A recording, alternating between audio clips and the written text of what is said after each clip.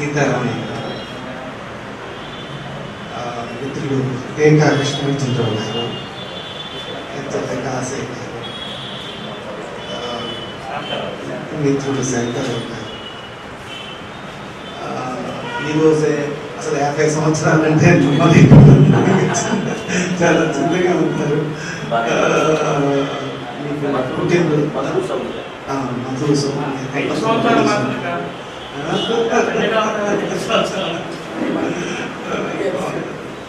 అసలు ఇక్కడ రావడానికి కారణం ఏంటంటే, మీరు రైతుల మీద స్పందిస్తూ కవితలు రాశారు, రేఖా కృష్ణచంద్రరావు గారు చెప్పారు.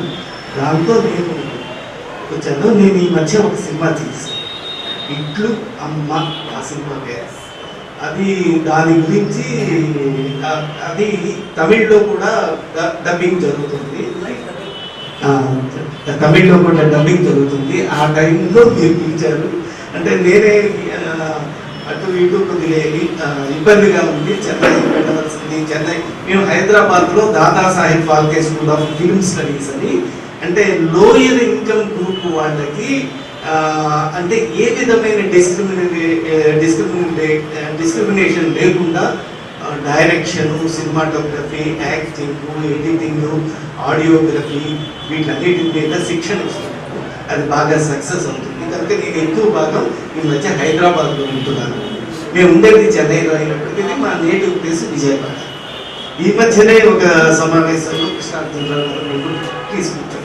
అది తర్వాత నేను ఇక్కడికి రాగానే కాసయ్య గారు ఒక మాట అన్నారు, మేము ఈ కళారూపాన్ని వాటిని వదిలేసి రాజకీయంలోకి వెళ్ళాము అని. అది సరికాదు. ఒకటి ఏమిటంటే, రాజకీయము, సంస్కృతి, ఆ సంస్కృతిలో భాగమైన కళలు, సాహిత్యము ఇవన్నీ ఒకటే.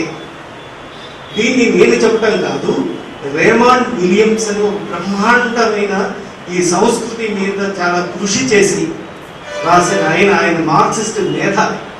ఆయన లండన్ యూనివర్సిటీలో ప్రొఫెసర్.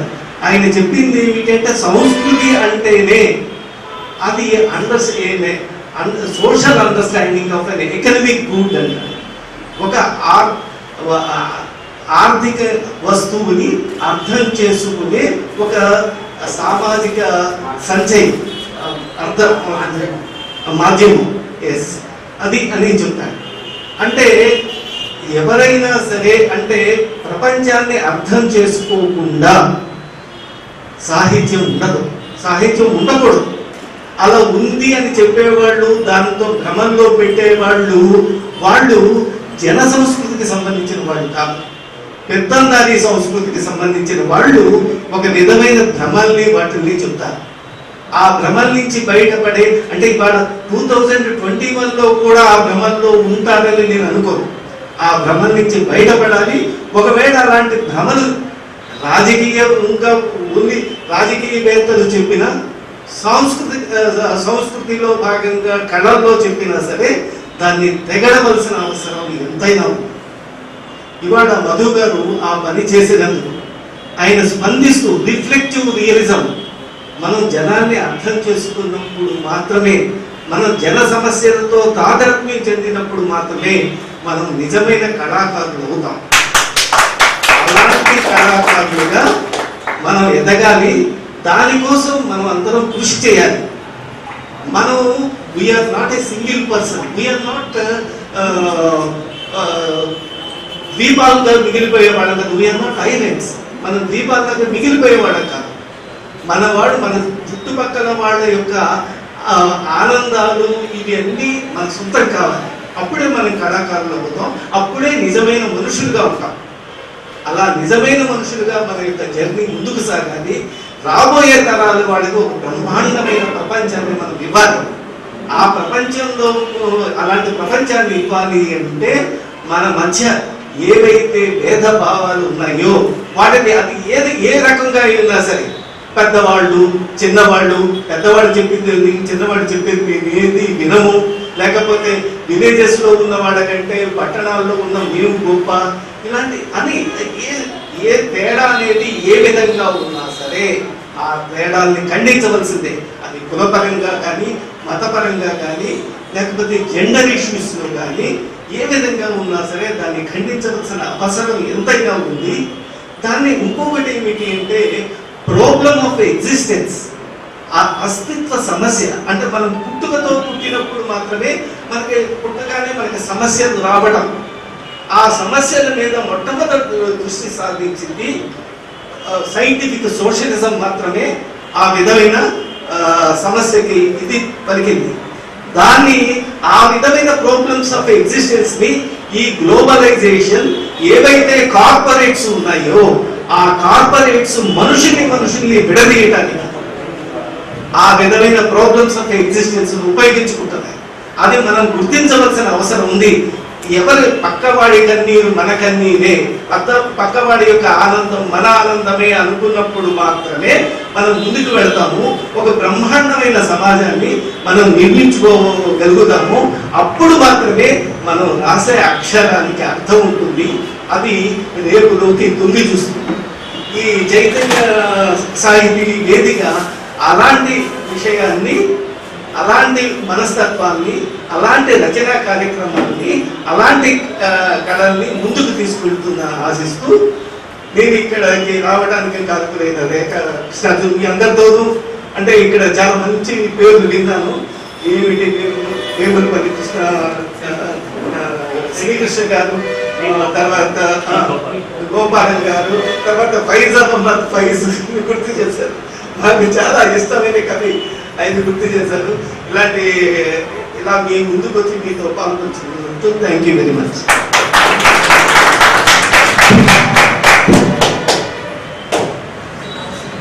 చక్కగా స్పందించి సమయాభావాన్ని కూడా చాలా గౌరవించి, ఎందుకంటే ఈ కార్యక్రమానికి సాహిత్యం ఇలాంటి విషయాల కంటే ఎక్కువగా కుటుంబ సభ్యులు లాంటి వారు ఈ కార్యక్రమానికి వస్తారు. వారు కొంచెం సహనం కోల్పోయి బయటికి వెళ్ళిపోతారనే భయంతో మేము మా కృష్ణార్జునరావు గారు ముందుగా ఒక సమయాన్ని ఇచ్చి వారి మనసు కొంచెం నొప్పించాం. అందుకు మన్నించాలని కోరుతూ, అయితే ఇప్పుడు పుస్తక సమీక్ష, దానికంటే ముందుగా కవితలను ఈ గమనం పుస్తకంలో కొన్ని కవితల్ని చదవాలని మా కృష్ణార్జునరావు గారు కోరిక.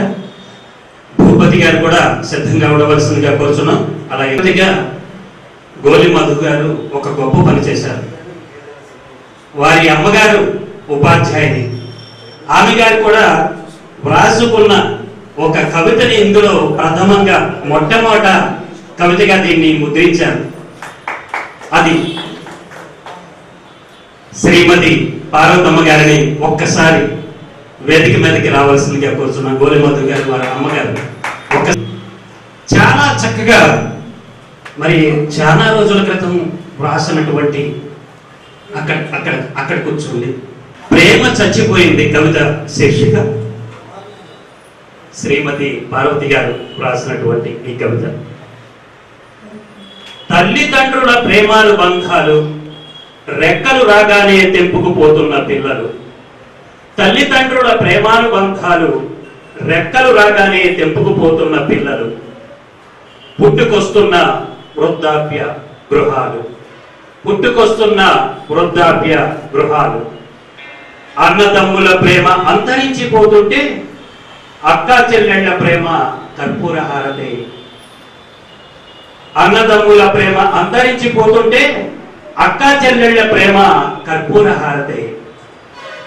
బంధువర్గాల ప్రేమ బహుదూరం అవుతుంటే మనిషికి మధ్య ప్రేమ మంట కలుస్తుంటే బలవంతుడు బలహీనుణ్ణి దోచుకున్నట్లు తల్లిదండ్రులకు సెంటు భూమున్న చారడు చేనున్న చంపి స్వంతం చేసుకుంటున్న కసాయి కొడుకులు.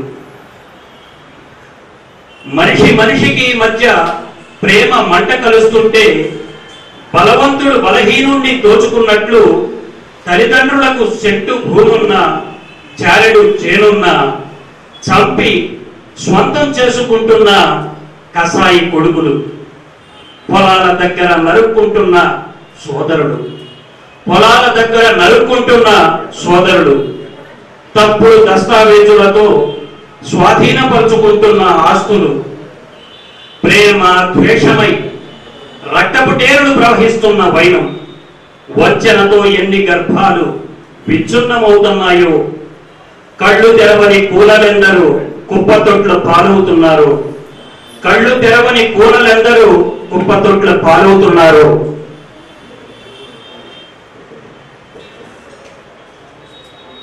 బానిస స్త్రీని వివస్త్రను చేసి సంకెళ్లతో బంధించి పస్తుంచి ఆమె పసిబిడ్డనే వండి పెట్టి అవగా తినిపించిన తర్వాత నీ బిడ్డనే తిన్నావంటూ వికటాట్టహాసం చేసిన నరరూప రాక్షసుడు.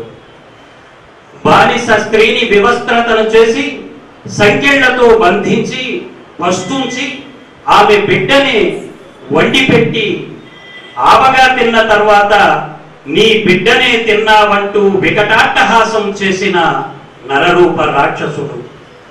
సరిహద్దుల్లో రక్తపుటేరుల మధ్య నిష్కల్మష హృదయాలతో నిండు ప్రేమను పంచే వారి కోసం ప్రేమ ఎదురు చూస్తుంది.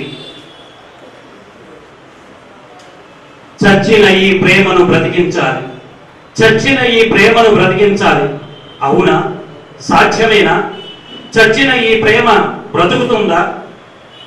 ఎండిన హృదయాల్లో ప్రేమ చిగురిస్తుందా?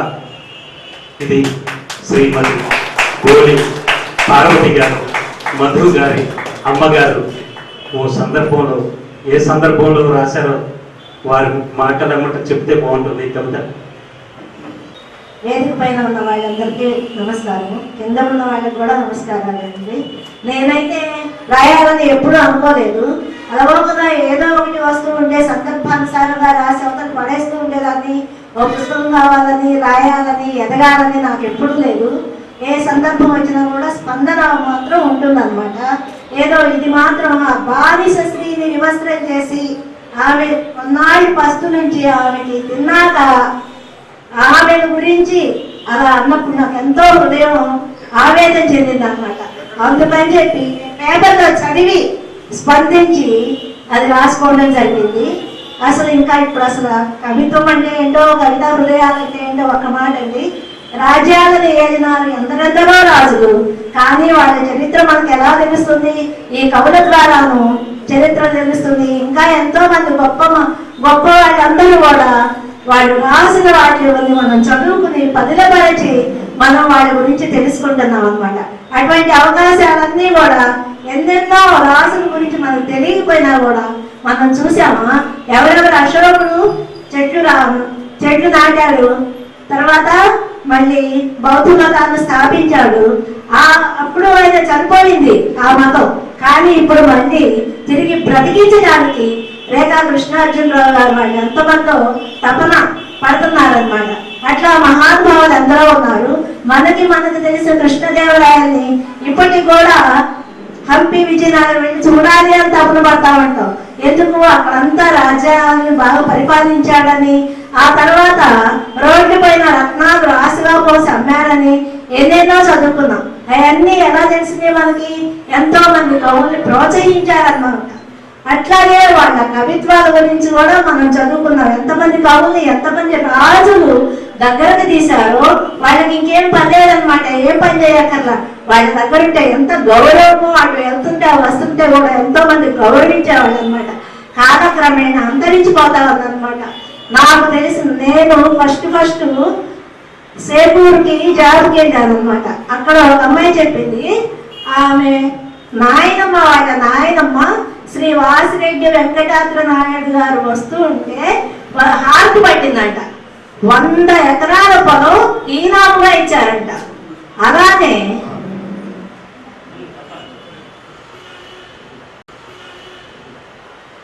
ఇప్పటికి కూడా మనం గుంటూరులో అగ్రహారం చూస్తూ ఉంటాం అన్నమాట.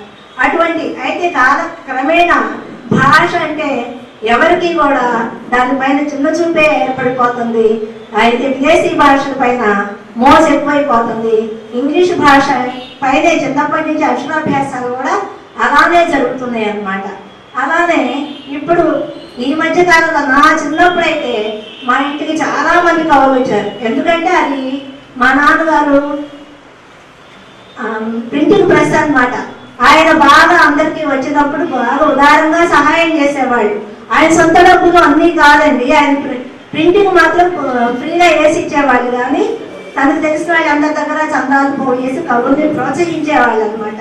మా చిన్నప్పుడు సివి సుబ్బన్న అని గొప్ప కవి, ఆయన శతావధాని, ఆయన మా ఇంటికి వచ్చేవాళ్ళు.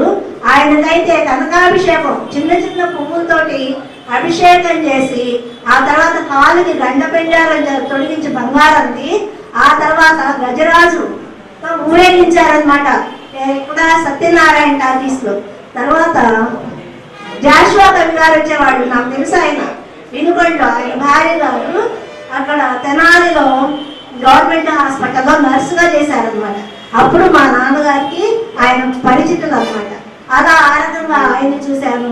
ఆయన రాసిన పిరదౌసి కవితలన్నీ కూడా, గప్పిలు అన్నీ కూడా మా నాన్నగారు బాగా చదివేవాళ్ళు. చదువుతుంటే ఆయన కన్నీళ్ళు వచ్చాయన్నమాట. ఆయన బాగా రాసేవాళ్ళు కానీ బాగా చదివేవాళ్ళు కాదనమాట. ఇట్లా ఎంతో మంది కవులతో నాకు పరిచయం. కానీ మధ్యకాలంలో అసలు అంత బాగలేదు. ఇప్పుడు మళ్ళీ కూడా దాన్ని ఉద్ధరించడానికి, జీర్ణించకపోయిన దాన్ని మళ్ళీ కూడా బయటకు తీసుకురావడానికి రేఖా కృష్ణార్జునరావు గారు పలు రకాలుగా ఆవేదన చెంది దాన్ని మన మధ్యలోకి తీసుకొస్తూ ఉన్నందుకు ఆయన ఎంతైనా అభినందించాల్సిందే.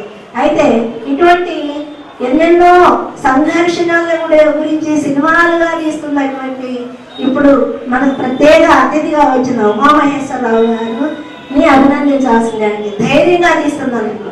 కాబట్టి ఇప్పుడు వచ్చిన మీ అందరికీ కూడా నా నమస్కారాలు. ఓపికగా విన్నందుకు మీకు వందనాలు.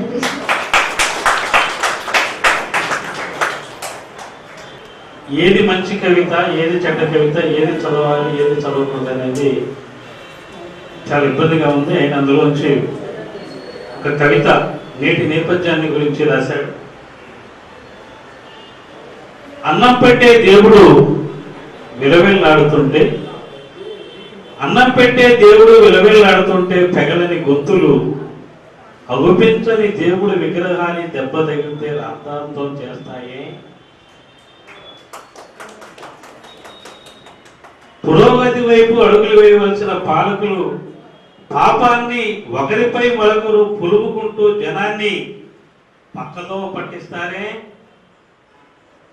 విస్తృతంగా పంటలు పండే చోట పండించిన మనిషి ఎందుకు ఉరిపోసుకుంటున్నాడో ఆలోచించండి.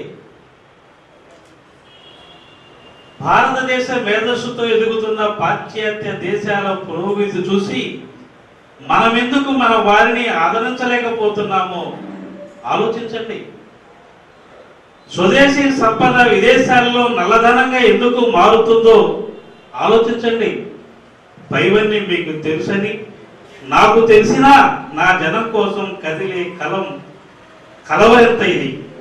మానవ సేవే మాధవ సేవ అనేగా మీ దేవుడు చెప్పేది. మాధవ సేవే మానవ సేవగా అనేదేగా మీ దేవుడు చెప్పేది అని మనందరినీ ఆలోచించమని రైతు బాధల్ని చెప్పాడు. ఇంకొక 2 పదాలు మీ ముందు చెప్పి ముగిస్తాను. అమ్మ గురించి రాశాడు, మతం గురించి రాశాడు, రైతు గురించి రాశాడు, కులం గురించి రాశాడు. చివరిలో ఆయన నేను ఎన్ని కవితలు రాసినా కూడా, నేను ఎన్ని కవితలు రాసి కూడా నాకు ఒక నిట్టూర్పు నా దేవి అన్నాడు చిన్న కవితలు. అది చదవాలనిపించింది. ఇక్కడ ఇన్ని కవితలు రాశాడు. సఖీ సఖీ నీ నిరీక్షణ తాళలేనప్పుడు, నీ ఊసులు కరువైనప్పుడు, ఆశలకు ఉరివేసే ప్రయత్నంలో నేనున్నప్పుడు, ఉబికి వచ్చే కన్నీటికి సమాధానం చెప్పలేనప్పుడు, మోగగానైనా రోధించలేని స్థితిలో నేనున్నప్పుడు కాలమే సమాధానం చెబుతుందని సరిపెట్టుకుంటాను. కాలమే సమాధానం చెబుతుందని సరిపెట్టుకుంటాను. కానీ ఒక్క నిజం 1000 వీణానాదాలకు నిలవైన నీ స్వరం. అబ్బా ఎంత గొప్పగా రాశావయ్యా. 1000 వీణానాదాలకు నిలవైన నీ స్వరం నా అంధకారాన్ని పటాపంచలు చేయగలదని నీకు తెలుసుదేవి.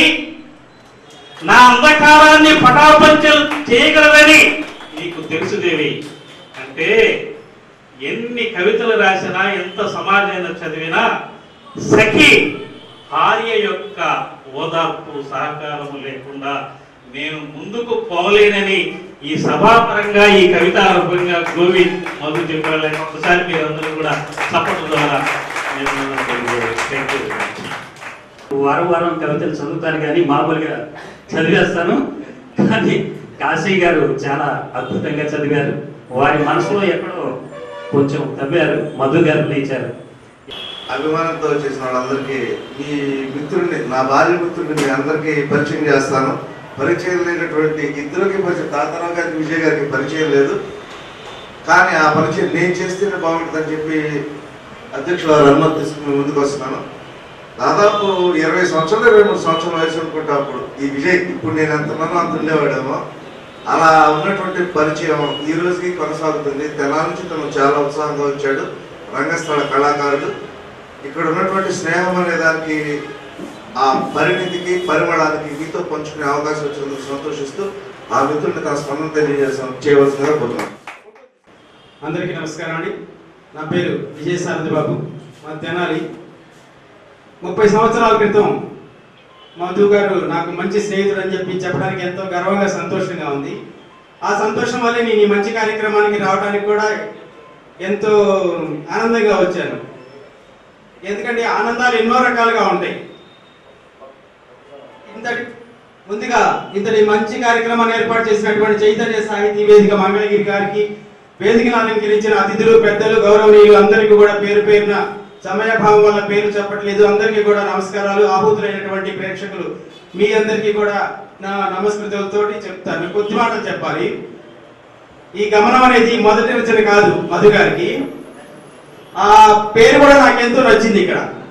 ఎందుకంటే ఆ గమనం అనే 3 అక్షరాల్లోనే మనం ప్రత్యేకంగా వెతకకుండానే అందులో ఇంకో పదం ఉంది.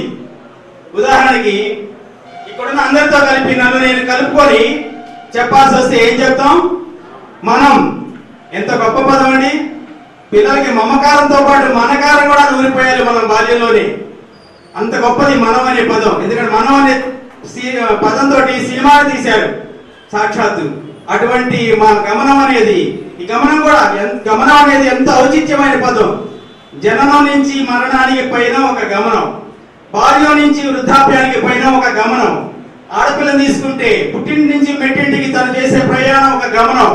ఇలా ఎన్నో గమనాలు. మన జీవితమే ఒక గమనం, అడుగడుగునా గమనమే. కాబట్టి ఒక మంచి శీర్షికని ఎంచుకున్నటువంటి మధు గారికి ప్రత్యేక కృతజ్ఞతలు. ఇక మా స్నేహం గురించి కొద్ది మాటలు చెప్పి ముగిస్తాను. నేను ఎక్కువ సమయం తీసుకోనండి, ఎందుకంటే ఎంతో ఆనందంగా వచ్చాను. మనకి పెద్దవాళ్ళు చెప్తుంటారు, ఒక ఆంగ్ల సామెత ఉంది, పాత వాటిల్లో old books, old wine and old friends.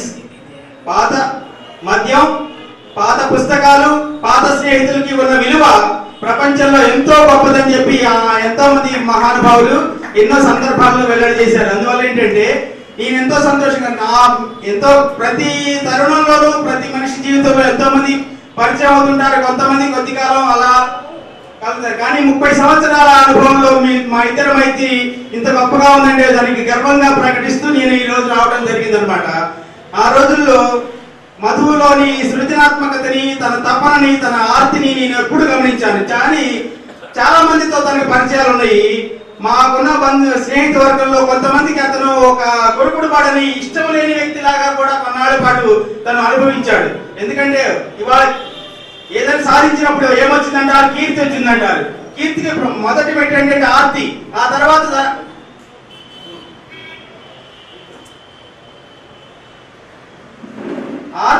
Aarti స్థాయిలో ఉన్న వాడికి ఏదో ఒక క్షణంలో, ఏదో ఒక తరుణంలో స్ఫూర్తి కలుగుతుంది. ఆ స్ఫూర్తిని ఉపయోగించుకున్నప్పుడు ఏదో ఒక నాడు తప్పకుండా తను కీర్తి సాధిస్తాడు అనేది ఆ రోజుల్లో నేను, నాకు తెలిసిన మాటల్లో తనని ఎంతో ఉద్బోధ చేసేవాడిని. తను ఒక రకమైన కొన్ని దౌర్బల్యాలతో బాధపడుతున్నప్పుడు నేను ఉత్తేజం చేసి అతని ప్రభావితం చేశాననే గర్వంగా నేను ఈ రోజు ఇంత సంతోషంగా ఈ కార్యక్రమానికి రావడం జరిగింది.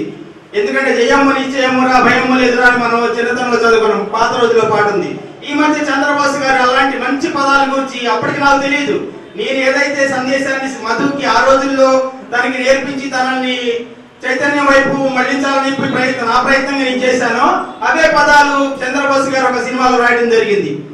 తగిలే రాళ్లను పునాది చేసి ఎదగాలని, తరిమే వాళ్ళని హితులుగా తలచి ముందుకెళ్ళాలని, కన్నుల నీటిని కలల సాగుకై వాడుకోవాలని, కాచే నిప్పుని ప్రమిదగా మలచి కాంతి పంచాలని, గుండెతో ధైర్యం చెప్పెను, అడుగుతో గమ్యం చెప్పెను, నేనున్నానని అని మంచి సాహిత్యం. అటువంటిది అతనికి అటువంటి ఆ రోజుల్లో నా ద్వారా అతనికి ప్రేరణ కలిగించారు. ఇవాళ అతని సాధించిన విజయాలకి నేను కూడా అతని జీవితంలో ఒక మిత్ర బృందంలో ఒక పావులాగా నేనున్నాను అనే ఆనందం నాకు మిగిల్చింది. ఈ సంతోష కార్యక్రమానికి ఇట్లా రావడం, మీ మధ్య పాలు పంచుకోవడం కూడా నాకు వాళ్ళ కుటుంబాన్ని చూస్తే కూడా నాకెంతో ముచ్చటేస్తుంది. ఎందుకంటే సౌమ్య స్వభావుడైన మధు గారికి సౌమ్య పేరుతోటి ఒక కళత్రం, ఒక జీవిత భాగస్వామిగా రావడం. ఎందుకంటే రచనలు చేసేవాడు గణపతి, మనకి మహాభారతాన్ని రాసింది గణపతి, పార్వతీ పుత్రుడైనటువంటి గణపతి లాంటి మధు ఇన్ని రచనలు చేయగలగడం కూడా ఒక అదృష్టం. తన అక్షరాభ్యాసం తిరుమల తిరుపతిలో ఏ ఉద్దేశంతో చేశారో కానీ మాతాపితరులు ఇవాళ శనివారం నాడు అతనికి మహత్తరమైనటువంటి పుస్తకావిష్కరణ కార్యక్రమం జరగటం, అదేవిధంగా ఈ గమనం ఎంతో పురోగమనం సాధించాలి. ఇటువంటి మంచి కార్యక్రమాలకి మనకి పిలుపు రావాలి, పునరాగమనం మనకి రావాలని చెప్పి ఆశిస్తూ అతను ముందు ముందు ఇంకా ఎన్నో సాధించాలి.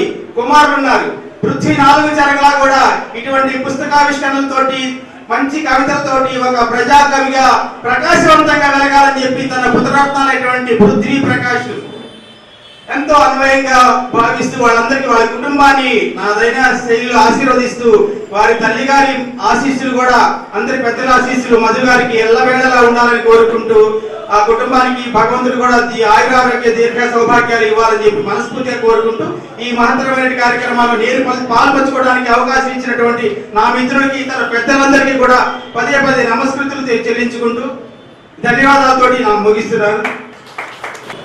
మంగళగిరి పట్టణ పద్మశాలి గౌరవ సంఘ ప్రధాన కార్యదర్శి గారు వారు కూడా 2 విషయాలు మాట్లాడి శుభాకాంక్షలు తెలియజేయవలసింది చెప్పారు. మధు గారు రాసినటువంటి ఈ గమనం పుస్తకావిష్కరణ కార్యక్రమంలో అందరం పాల్పంచుకోవడం నిజంగా చాలా మహాత్మకం. ఎందుకంటే ఇక్కడ ఇంతమంది పెద్దలు మరి మనం సమాజంలో చాలా మంది పుడుతున్నారు, వెళ్ళిపోతున్నారు. ఈ మన సమాజం ఎట్లుందంటే నా స్వార్థం, నేను, నా కుటుంబం అనే దీంట్లో పెరుగుతున్నటువంటి సమాజంలో మరి ఈ యొక్క ఈ మామూలు పీడిత తాడిత ప్రజల గురించి కానీ లేదా ఉద్యమాల గురించి కానీ చైతన్యం చేయాల్సినటువంటి పరిస్థితి ఉందని భావించి మరి మధు గారు ఈ బుక్స్ తీసుకురావడం, దాని ద్వారా ప్రజలకి చైతన్యం చేసి చేయాల్సినటువంటి చేస్తున్నటువంటి ఆ కవికే సాధ్యమైంది. ఆ కవి యొక్క దీన్ని పుస్తకం రూపంలో తీసుకొచ్చి మనందరినీ ఇక్కడ క్రోడీకరించి చేసినటువంటి కార్యక్రమం చాలా గొప్ప కార్యక్రమం. అట్లాగే మరి నిజంగా చెప్పాలంటే ఆ రోజున ఎందుకంటే వేదిక మీద ఉన్నటువంటి చాలా మంది పెద్దలు మరి ఉమాబాయి గారు కానీ సభాన్ గారు కానీ చాలా విషయాలు చెప్పారు. మరి సభాన్ గారు చెప్తూ మరి సుభాన్ గారు చెప్తూ మరి ఈ యొక్క రైతులు చేస్తున్నటువంటి ఉద్యమంలో మరి అట్లాగే ఎన్ఆర్సీ యాక్ట్ గురించి అన్ని చెప్పారు. అట్లాగే మనకి అంబేద్కర్ గారు రచించినటువంటి రాజ్యాంగం స్ఫూర్తితో మరి ఈ దేశం ఇంకా ఈ రకంగా ఉందని నేను భావిస్తున్నాను. ఎందుకంటే మనం చూస్తున్నాం అంబేద్కర్ గారి యొక్క దీని ద్వారా మనకి సంక్రమించినటువంటి రిజర్వేషన్తో వచ్చినటువంటి వారే ఈ ప్రజలకు ఏదైనా చేస్తున్నారు. ఏ రూపంలో అంటే నేను భావిస్తున్నది ఒక డాక్టర్లో ఇప్పుడు కొంతమంది అయితే ఈ రిజర్వేషన్ లో వచ్చినట్టు బీసీ, ఎస్సీ, ఎస్టీ, మైనారిటీస్ వారే వీళ్ళు ఈ ప్రజలకి ఉద్యోగం వచ్చి చేస్తున్నారు. మిగతా వారు చేసే కార్యక్రమాల్లో వారు ఏం చేస్తున్నారంటే వారు సొంతంగా అభివృద్ధి, నేను నా కుటుంబం అనే దీంట్లో వెళ్తున్నారు. అట్లా వాళ్ళేమి సమాజానికి ఉపయోగపడుతున్నారు, వీళ్ళే ఉపయోగపడుతున్నారు. దాని గురించి కూడా విశ్లేషణాత్మకమైనటువంటి ఒక బుక్కుని తీసుకురావాలని నేను మధు గారిని కోరుకుంటున్నాను. అట్లాగే మరి ఈ యొక్క కొంతమంది కొన్ని జాతులు ఏం చేస్తారంటే ఫస్ట్ భూమిని ఆక్రమించుకుని భూమిని గుప్పిట్లో పెట్టుకొని దాంట్లో పనిచేయడానికి పనికొచ్చే కొంతమందిని తయారు చేసుకొని పనిచేయడానికి తీసుకొచ్చారు. అట్లా తర్వాత ఇప్పుడు ఆ భూమి ఇది దాని మీద ఇన్కమ్ లేదని తెలుసుకున్న తర్వాత మిగతా వనరులు విద్య కానీ వైద్యం కానీ రకరకాల ఇండస్ట్రియలిస్టులు కానీ ముందు వాళ్ళు వెళ్ళిపోయి దాన్ని అన్నిటిని ఆక్రమించుకొని తర్వాత అందులో పనిచేసే సాధనాలుగా ఉపయోగిస్తున్నారు మిగతా వర్గాలందరినీ కూడా. దాని మీద కూడా ఏదైనా చేతనైతే ఒక బుక్కు తీసుకురావాలని నేను కోరుకుంటున్నాను ఈ చైతన్య సాహితీ వేదికని. అట్లాగే ఈ మధు గారికి కూడా 50 సంవత్సరాలు ఇవాళ పుట్టినరోజు జరుపుకుంటున్నారు. మరి జీవితంలో 1/2 దగ్గర ఎవరికైనా అయిపోయింది. ఈ మిగతా దీంట్లో మరి కనీసం కొంత ఈ సమాజానికి అంటే ఆ కాంక్ష ఉంటేనే చేయగలం. ఈ సమాజానికి ఏదైనా చేద్దామని కాంక్ష ఉన్న వాళ్ళే అందరికీ అవకాశం ఉన్నా కొంతమందికి ఆ చేసే సద్బుద్ధి వస్తుంది, అది చేయగలుగుతారు. అట్లాగే ఈ కవిత ద్వారా ఈ ప్రజలకి ఏదైనా మేలు చేసే కవితలన్నీ కూడా ముందు కూడా తీసుకురావాలని దాంట్లో ఏదైనా భాగం నాది అంత సహాయ సహకారాలు కావాలంటే నేను ఖచ్చితంగా అందిస్తానని మనస్ఫూర్తిగా తెలియజేస్తూ చాలా చక్కగా మంచి విషయాలను వెలువరించారు. మరి ఏదైనా ఒక అంశం తెలుసుకోవాలంటే దాని గురించి కొంత పరిచయం అవసరం.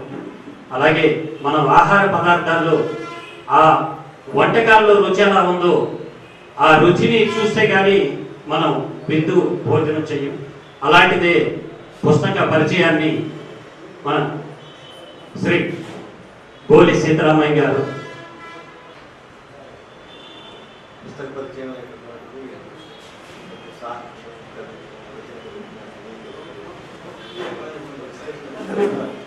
జరుగుతాం.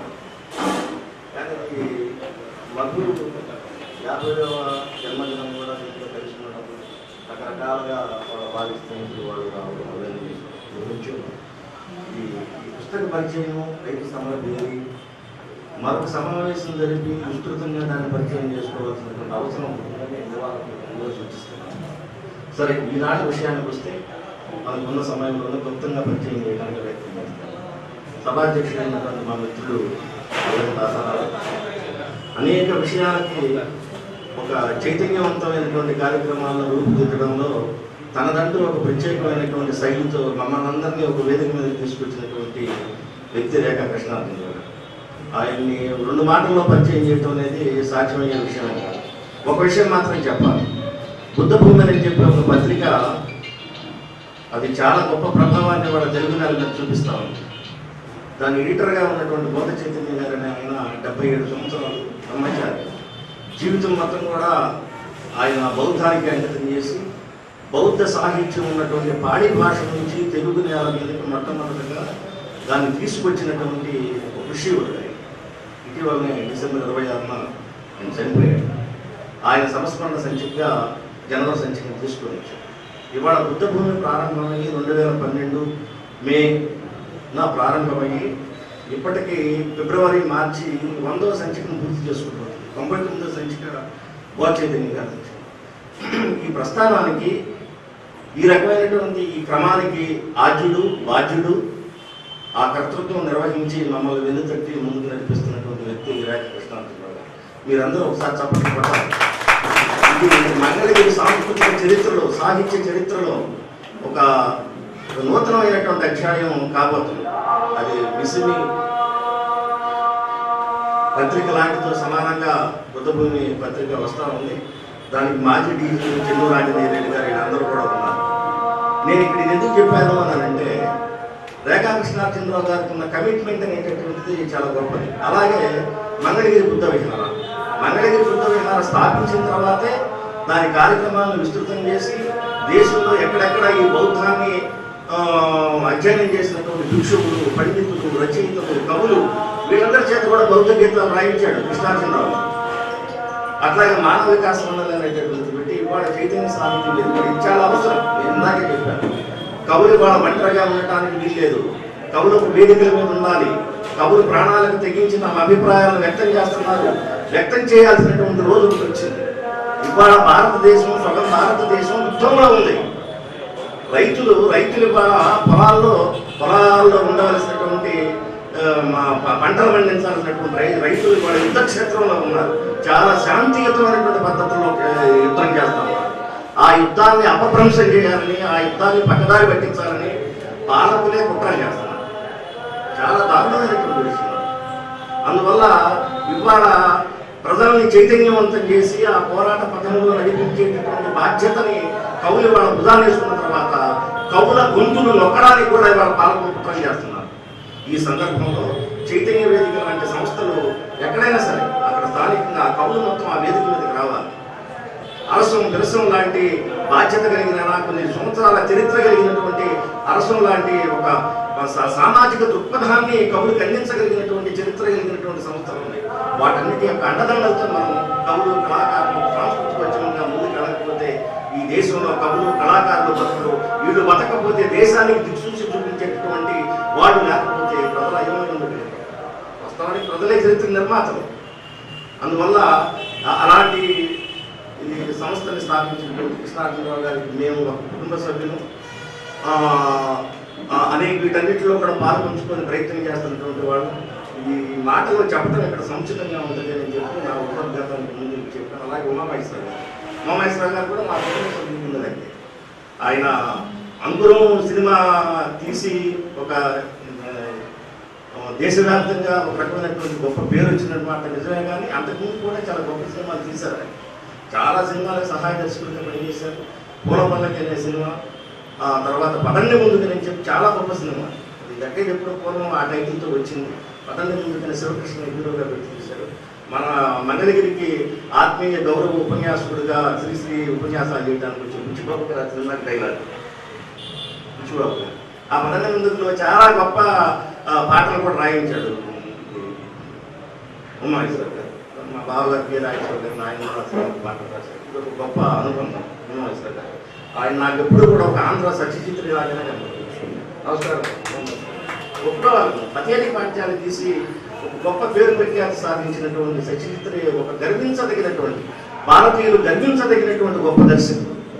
అలాగా కళను ఎలా ఉపయోగించాలి, ఏమిటి అనేటటువంటి దాన్ని సినిమా ఫోటోగ్రఫీని ఒక గొప్ప ప్రజలకు చేరువు చేసినటువంటి, ఇలా చెప్పాడు సార్, హింస అనేటటువంటిది రక్తపాతం ఎక్కడా కనపడకుండా ప్రజా చైతన్యాన్ని కళలకి, చిత్రరంగాన్ని కూడా ఆ రకంగా తీసుకొచ్చినటువంటి గొప్ప దిగ్దర్శకులు ఉమామహేశ్వరరావు గారు. ఆ రకంగా ఆయనకి, అలాగే అద్భుతమైనటువంటి ఉపన్యాసం చేసినటువంటి సుబ్బాని గారు, ఇంకా నాటకరంగ ప్రయోక్త శాంతారావు గారు, వీళ్ళందరినీ తలుచుకోకుండా ఈ ఉపన్యాసాన్ని బిగిన్ చేయడం అనేది చాలా అప్రస్తుతంగా ఉంటుందని నేను ఏమీ చెప్తున్నాను. అలాగే వారి ఆదర్శమైనటువంటి భార్యాభర్తలు, ఈ పుస్తకానికి సహాయం చేసినటువంటి కుబేర్ గారు, ఇంకా చాలా మంది ఉన్నారు.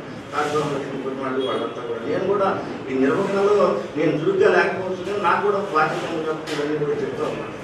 ఇంత గొప్ప ఒక సమీకృతమైనటువంటి ఒక గొప్ప బృహత్తర కార్యంగా జరిగింది. అలాగే ఇక్కడ ఈ ఆఫీస్లో ఇది జరగడం అనేది కూడా ఒక గొప్ప, ఒక చారిత్రకమైనటువంటి ఘటనే. అట్లా మరి మధు అనే ఈ కుర్రాడు వాస్తవానికి నాకు 2004 నుంచే తెలుసు. నిజం చెప్పాలంటే నాకైతే కూడా మా నాన్నగారితో ఎక్కువ పరిచయం.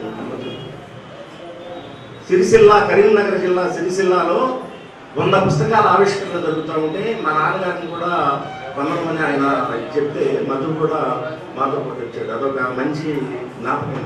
మా నాన్నగారు, మేము అదే చెప్తున్నా భారతీయ ధార్మిక విశ్లేషణ అని అప్పట్లో అంత చిన్న వయసులోనే చాలా ఆధ్యాత్మికమైనటువంటి పుస్తకం చాలా గొప్పగా రాశాడు. ఆ పుస్తకాన్ని తర్వాత మా నాన్నగారు మద్రాసు సత్యాగ్రహం అనే పుస్తకాన్ని ఆవిష్కరించారు. తర్వాత బిఎస్ రాములు గారు వేప చెట్టులో ఒక బిఎస్ రాములు గారు అంటే ఇప్పుడు తెలంగాణ బీసీ చైర్మన్ ఇవ్వడం, తెలంగాణ రాష్ట్రం ఆ వేదిక మీద ఆయన కూడా చేశారు. చాలా గొప్ప సన్మానం చేశారు నాన్నగారు కూడా. అదొక అనుభూతి. అయితే ఇక్కడ మంగళగిరిలో చైతన్య సాహిత్యం అని చెప్పి బాక్మాన్ రామలింగ శాస్త్రి గారు అప్పటికే ఆయన కవితా గోష్ఠులు అన్ని కూడా నిర్వహిస్తూ ఉండేవాడు. 2009లో శ్రీశ్రీ శత జయంతి సందర్భంగా 2009 నుంచి 2010 దాకా ఒక మహాకవి శ్రీశ్రీ గురించి ఆయన గురించి ఉపన్యాసాలు చెప్పించడం, ఆయన గురించి ప్రజలకు చెప్పడం, ఒక పెద్ద ఊరేగింపు తీసాం ఒక మహాకవి. శ్రీశ్రీ యొక్క వేషధారణ వేయించి గోలి లక్ష్మీకాంతారావు గారు ఒక పెద్ద వాతావరణాన్ని తీసుకుంటారు. ఆ వాతావరణంలో మధు కూడా చాలా చురుగ్గా పాల్గొన్నాడు. ఆయన అప్పటికే కొంచెం ఇక ఆధ్యాత్మిక విశ్లేషణతో రాసినటువంటి భారతీయ ధర్మ విశ్లేషణ అని చెప్పి ఆ పుస్తకం అంతటితో ఆగి ఆ తర్వాత సామాజికమైనటువంటి విశ్లేషణలోకి తను అడుగు పెట్టాడు. రామలింగ శాస్త్రి గారి వల్ల రేఖ చంద్రశేఖర్ అప్పుడప్పుడు రేఖ కృష్ణరావు గారి అట్లా నవశకం అని చెప్పి ఒక పుస్తకాన్ని రాసి ఆ పుస్తకాన్ని మహాకవి శ్రీశ్రీకి అందించారు. శ్రీశ్రీ సాహిత్య నిధులు కె అశోక్ కుమార్ గారు విజయవాడ, ఆయన సాహిత్య నిధిలో ఈ ఉదంతం కూడా రికార్డ్ అయింది. అలాగే మడగా సత్యనారాయణ గారు నరసరావుపేట మంచి తెలుగు లిరిచర్, ఆయన ఆ పుస్తకాన్ని ముందు మాట రాశాడు. ఆ పుస్తక ఆవిష్కరణ కూడా వచ్చాయి. ఇది మధు ఒక కవిగా పురోగమనం చెందుతూ అడుగులేస్తూ కొంతకాలం పల్నాడు అలా వెళ్ళి ఉన్నప్పటికీ మంగళగిరితో సంబంధాలు లేకపోయినప్పటికీ కూడా తన కవితా వ్యవసాయాన్ని సాగిస్తూనే ఉన్నాడు. అయితే మధుకి పెద్దగా సామాజిక స్పృహ ఈ జ్ఞానం అయితే ఉంది. అయితే ఈ విద్యార్థి ఉద్యమాల్లోనూ యువజన ఉద్యమాల్లోనూ మరి లేకపోతే కమ్యూనిస్ట్ ఉద్యమాల్లోనూ పాల్గొన్నటువంటి వాళ్ళు చురుగ్గా దాన్ని అందుకుంటారు అనేటటువంటిది సర్వత్రా అందరికీ తెలిసిన విషయం. వాటిని పరోక్షంగా చూశాడు తప్పితే దాంట్లో ఇన్వాల్వ్మెంట్ మధుకేమీ లేకపోయినా సామాజిక చైతన్యం అనేటటువంటి దాన్ని గొప్పగా అందుకున్నాడు. దానికి మనం మధుకి ఒకసారి సపోర్ట్ కొట్టాం. దాన్ని మనకి ఎలా గుర్తొస్తుంటుందంటే 1972లో అభిధ రచయితల సంఘం పునర్నిర్మాణం జరుగుతున్న దశలో వీరా అని చెప్పి ఒక కవి రాశాడు. అచ్చులోన నా పేరును ముచ్చటగా చూసేందుకు కవితా వ్యవసాయానికి కలం పట్టి దిగనివాణ్ణి, గణమంటే నా దృష్టికి జనగణమే గాని లాక్షణికులు శాసించిన చందో బంధాలు కాదు, సామ్యవాద హిమగిరీంద్ర శిఖరాగ్రని చేరేందుకు సాగించే పోరులోన నిలవాలని కోరువాణ్ణి, ముదిలోకం కూల్చేందుకు వెల్లువలా ఉప్పొంగే విప్లవ తరంగిణిలో నింగికి ఎగిసేవాణ్ణి, విప్లవం అంటే నా దృష్టిలో రగిలించే అంగారం, మతనౌఢ్యపు పీఠంపై మ్రోగించే సమరభేరి. అది 1972లో అభిధ రచయితల సంఘం పునర్నిర్మాణం జరుగుతున్నటువంటి సందర్భంలో కవులకు ఒక స్వాగత గీతంగా రాసినటువంటి గేయం. కరెక్ట్గా ఆ కవి ఏదైతే ఊహించాడో దాన్ని మధు అందుకున్నాడు. ఆ రకంగా ఇవాళ చాలా కాలం పరిణామంలో ఇవాళ ఒక వర్గ పోరాటం ఒకటే కాదు, దానికి సామాజికమైనటువంటి పోరాటం కూడా కావాలి అనేటటువంటి అంబేద్కర్ దృక్పథం ఇవాళ వాడవాడల దేశవ్యాప్తంగా వచ్చేసింది. అస్తిత్వవాద ఉద్యమాలు తన్నుకుంటా వచ్చేసినాయి.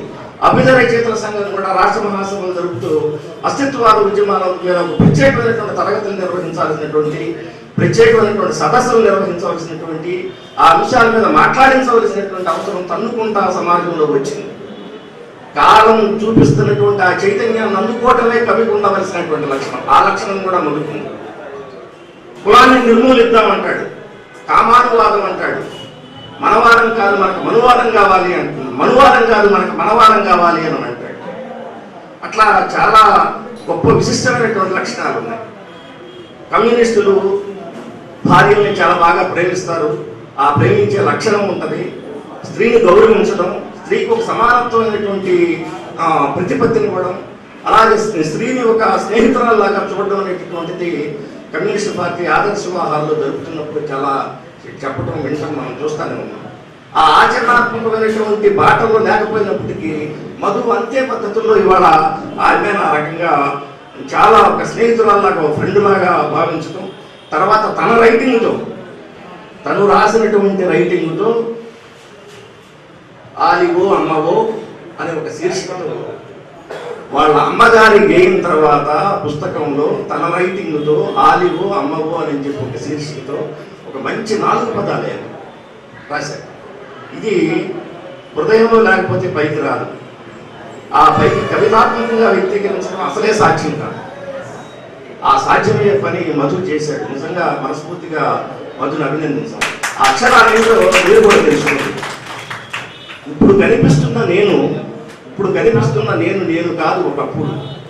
ఎవరైనా ఇంతేగా, ఇంతేముంది జీవితంలోకి ఒక ఫ్రెండ్గా, ఒక సహభాగస్వామిగా ఒక వ్యక్తి ప్రవేశించిన తర్వాత ఆ యువకుడుగా ఉన్నటువంటి అతని జీవితంలో, ఎవరి జీవితంలోనైనా సరే మార్పు తప్పనిసరిగా వస్తుంది. అందుకే అంటాడు, ఇంతేముంది చింత నుంచి నీ చెంతకు, చింత నుంచి నీ చెంతకు, నువ్వు చెక్కిన శిల్పంలా సమాజంలో నేను, నువ్వు లేని నేను లేనే లేను. ఒక ఆఫ్ ది పార్ట్ తాకిన ఆ రకంగా భావించడం అనేటటువంటిది అది చిన్న విషయం కాదు.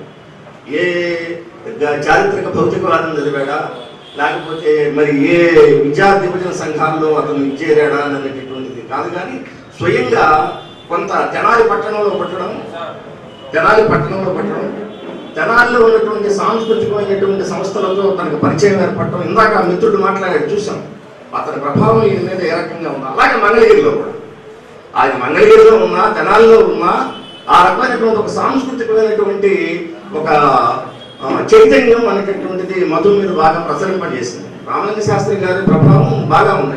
రామలింగ శాస్త్రి గారి మీద ఏకంగా ఒక కవిత రాసేసాడు మధు. అది ఒక గురుభక్తితో కానీ ఏ భక్తితోటైనా కానీ. అలాగే చంద్రశేఖరరావు గారు వేమన సాహిత్య వేదిక పెట్టి ఈ శ్రీశ్రీ శత జయంత్యోత్సవాలను చాలా ఘనంగా నిర్వహించినటువంటి పద్ధతి కూడా ఉంది. ఇప్పుడు ఈ గమనం కవితా సంపుటిని తీసుకురావడంలో కృష్ణార్జునరావు గారు ఎంత పాత్ర అయితే వహించాడో, నవశకం అని చెప్పి శ్రీశ్రీకి అంకితం ఇచ్చిన ఆ కవితా సంపుటిని తీసుకురావడంలో కూడా రేఖా చంద్రశేఖరరావు గారు చాలా ప్రముఖమైనటువంటి పాత్ర వహించారు. అది ఒక రకంగా మంగళగిరికి ఒక కౌలున్నారు, కవితా సంపుటి ఉంది. ఇవన్నీ జరిగిన తర్వాత ఇటీవల దాని తర్వాత జరిగినటువంటి ఘటన భూపతి, సందుపట్ల భూపతి కూడా దర్పణ తర్వాత ఆయన నాటికలు, నాటకాలు ఇవన్నీ కూడా తీసుకురావడం అనేటటువంటి జరిగింది. ఈ క్రమం ప్రారంభమైంది.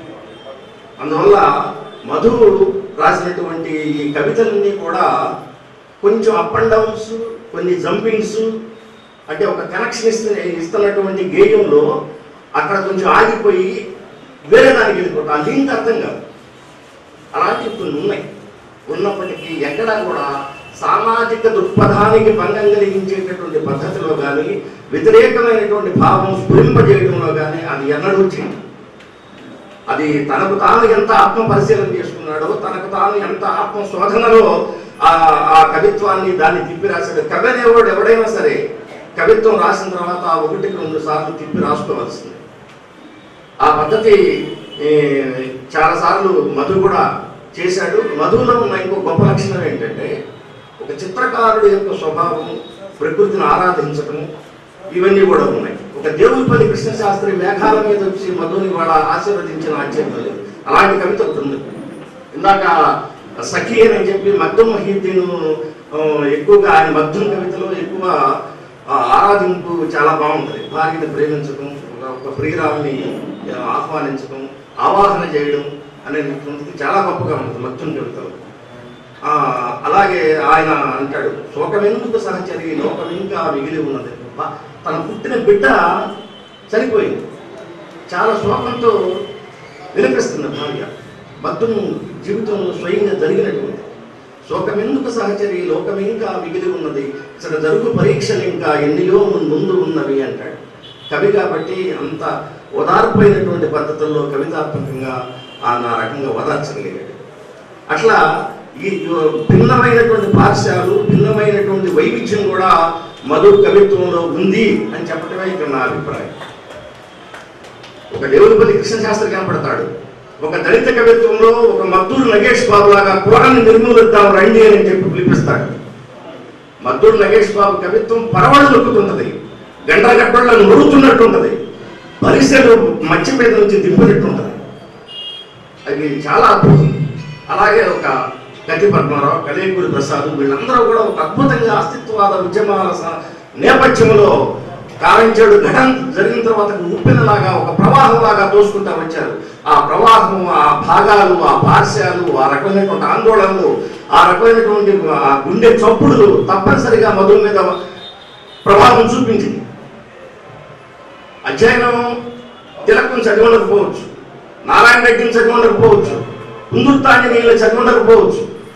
వచన కవిత్వానికి మాత్రాబద్ధ ఛందస్సుకి ఉన్నటువంటి తేడా ఏంటి, వచన కవిత్వానికి మాత్రాబద్ధ ఛందస్సుకి మధ్యలో వస్తున్నటువంటి కవిత్వం ఏంటి అనేటటువంటిది కూడా గుర్తించాల్సినటువంటి అవసరం ఉంది.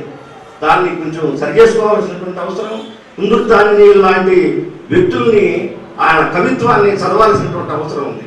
రెండు లోకాలు అని చెప్పి ఆయన రాసినటువంటి ఒక అద్భుతమైనటువంటి వచన కవిత్వం. తెలుగు నేల మీద తెలుగు సాహిత్య రంగంలో వచన కవిత్వానికి ఆద్యుడు హిందుస్థానీ అని మహానుభావుడు.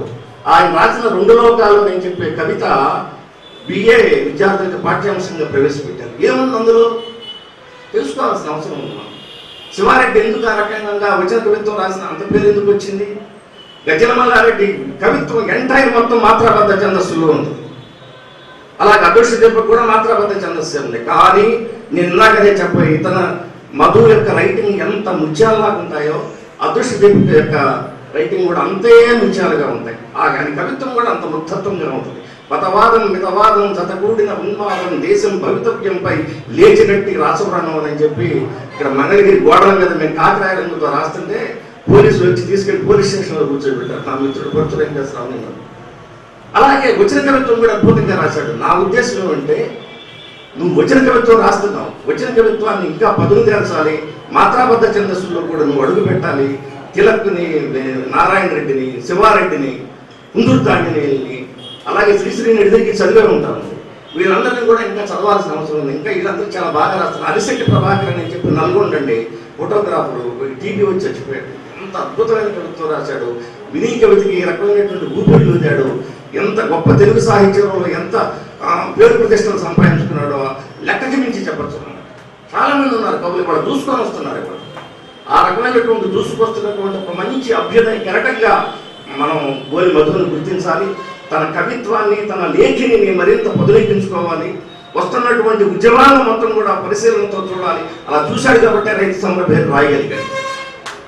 వాటిల్లో రాసి మాత్రమే కాకుండా వాటిని వాసిని మరింత పదునెక్కించాలి.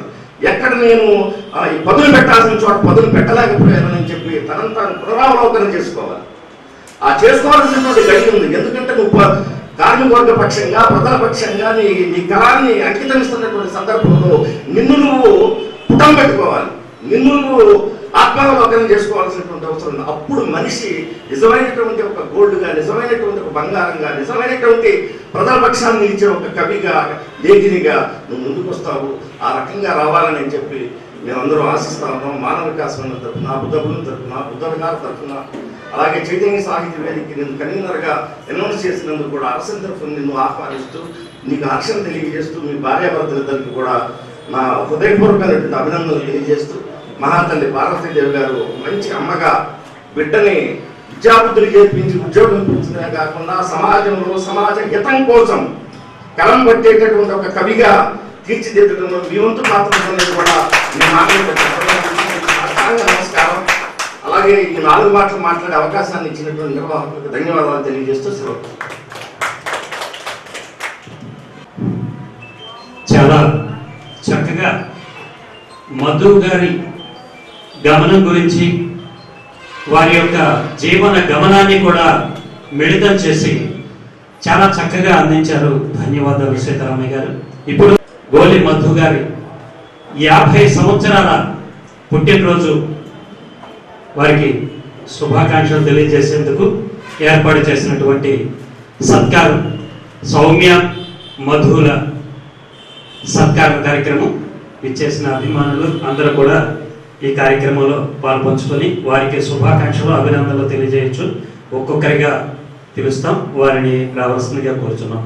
ఇప్పుడు ఆ నిర్వహణ మా కృష్ణార్జునరావు గారు పర్యవేక్షణలో వారు చెప్తారు. చక్కని చిన్న సమీక్ష రాశారు. యువ కవి గోలి మధు గమనం ఎటువైపు. యువ కవి గోలి మధు గమనం ఎటువైపు అంటూ మంగళగిరి వామపక్ష భావజాల ప్రాంతం, ప్రముఖ ఆధ్యాత్మిక క్షేత్రం, చేతి వృత్తులకు నిలయం, చేనేతకు అంతర్జాతీయ ఖ్యాతిని ఆర్జించిన కేంద్రం, తేలికపాటి స్వర్ణాభరణాల తయారీలో తనకు తానే సాటి, సాహిత్య సాంస్కృతిక కళా క్రీడా రంగాలలో మేటి, భిన్న మతాల మేలి కలయికతో నిత్యము చైతన్య ఝరిగా రాష్ట్రానికే తలమానికంగా ఎదుగుతున్న వైవిధ్య నగరి మంగళగిరి.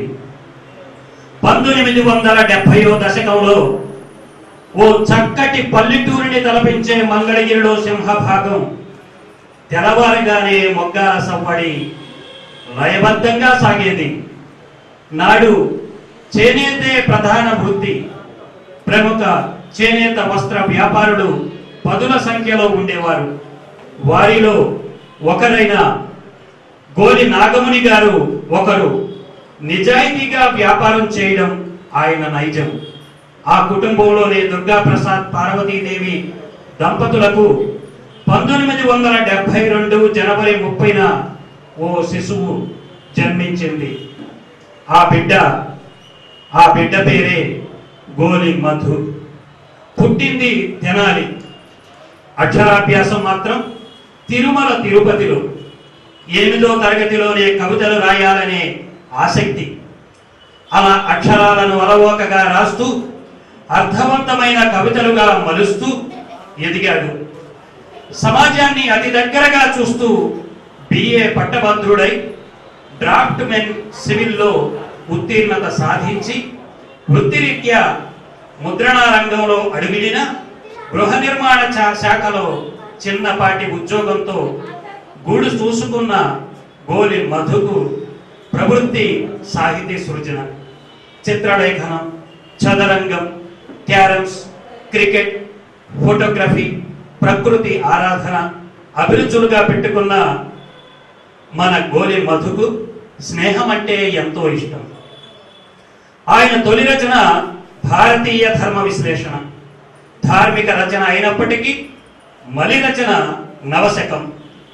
కవితాలహరితో ఈ తరం ప్రతినిధిగా సామాజిక రుగ్మతలపై కవితాస్త్రాలను ఎక్కుపెట్టాడు. అసమానతల నడుమ నలిగిపోతున్న జీవన విధానాలపై అక్షర సమరం చేశాడు. సామాజిక స్పృహ కలిగిన రచనలు చేయడమే తన లక్ష్యంగా ఎంచుకున్న మధు కలం మరింత రాటుదేరింది. తాజాగా కేంద్ర ప్రభుత్వం ప్రవేశపెట్టిన 3 సాగు చట్టాలకు వ్యతిరేకంగా అన్నదాతల పోరాటానికి చెలించిన యువకవి మధు అక్షరాలతో రైతన్నలకు బాసటగా నిలిచాడు. ఓవైపు వృత్తి జీవితంలో నలిగిపోతూ, మరోవైపు కర్షకుల వెతలపై రగిలిపోతూ అక్షరాలే ఆయుధాలుగా మలుస్తూ అలుపెరుగని పోరాటం చేశాడు. పదునెక్కిన నాగలి, కొనదేలిన కొడవలి పార్లమెంటును పట్టుకున్నాయి. పదునెక్కిన నాగలి, కొనదేలిన కొడవలి పార్లమెంటును పట్టుకున్నాయి అంటూ 4 లైన్లలో అన్నదాతలపై తన అంతరంగాన్ని ఆవిష్కరించాడు మధు. ఓ కవితలో వ్యవసాయ శాఖలో సహాయ సంచాలకులుగా పనిచేస్తున్న సోదరి లక్ష్మీమాధవి విధి నిర్వహణలో నిబద్ధత, నిజాయితీ తనపై ప్రభావం చూపటంతో రైతుల పక్షాన నిలిచేలా చేసింది అంటున్న మధు ఇష్టసఖి సౌమ్య, అమ్మ పార్వతీదేవి, కుమారుడు పృథ్వీరాజ్, ప్రకాష్ రాజుల సహకారం సంపూర్ణంగా లభించడంతో అలా అక్షర సేద్యం చేస్తూ నిద్రలేని రాత్రులెన్నో గడుపుతూ లెక్కకు మిక్కిలి కవితలను సంధిస్తూ రైతు దీక్షలపై నిత్యము స్పందిస్తూ రూపుదిద్దుకున్నదే రైతు సమరభేరి కవితా సంపుటి. తాజా కవితా సంపుటి గమనం పుస్తకావిష్కరణ వేదిక. చెయ్యెత్తి చేయకొట్టు తెలుగోడా, గతమెంతో ఘనకీర్తి గలవోడా అంటూ తెలుగు నాట ఉర్రూతలూగించిన చైతన్య గీతికను రచించిన కామ్రేడ్ వేములపల్లి శ్రీకృష్ణ భవనం కావడం యాదృచ్ఛికమే అయినప్పటికీ తన కవితా గమనం పీడిత తాడిత ప్రజల వైపేనంటాడు యువకవి గోలి మధు.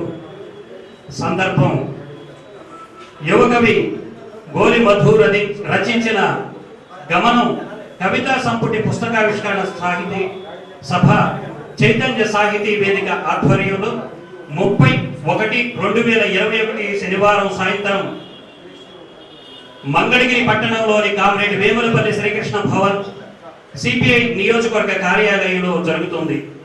స్నేహశీలి గోలి మధుకు అక్షరాభివందనాలతో కలం కార్మికుడు అని తనను తాను ఓ కలం కార్మికుడుగా భావించుకుంటూ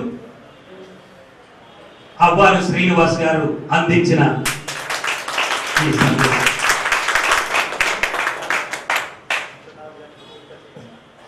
ఆంజనేయ, ఇప్పుడు శ్రీ ఉమామహేశ్వరరావు గారు